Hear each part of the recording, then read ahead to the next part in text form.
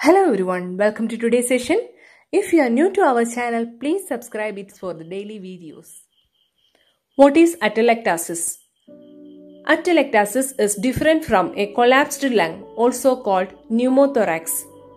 A collapsed lung happens when air gets stuck in the space between the outside of your lung and your inner chest wall. This causes your lung to shrink or eventually to collapse. What are the symptoms? Trouble breathing, sharp chest pain, especially when taking a deep breath or coughing, rapid breathing, increased heart rate, blue colored skin, lips, fingernail or toenails. Sometimes pneumonia develops in the affected part of your lung.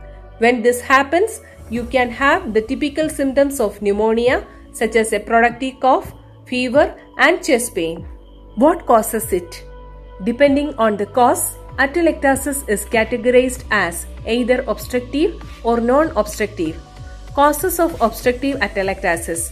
Obstructive atelectasis happens when a blockage develops in one of your airways. This prevents air from getting to your alveoli, so they collapse. Common causes of non-obstructive atelectasis include surgery, pleural effusion, pneumothorax, lung scarring, chest tumor, surfactant deficiency. How is it diagnosed?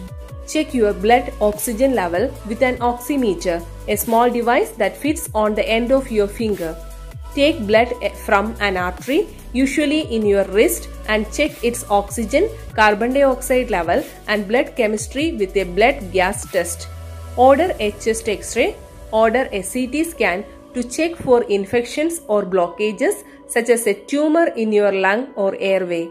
Perform a bronchoscopy, which involves inserting a camera located on the end of a thin flexible tube through your nose or mouth and into your lungs. How is it treated? Non-surgical treatment. Most cases of atelectasis don't require surgery.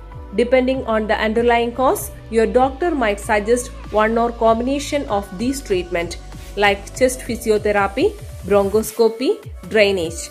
Surgical treatment. In very rare cases, you may need to have a small area or lobe of your lung removed. This is usually only done after trying all other options or in cases involving permanently scarred lungs. Thank you all. Have a nice day.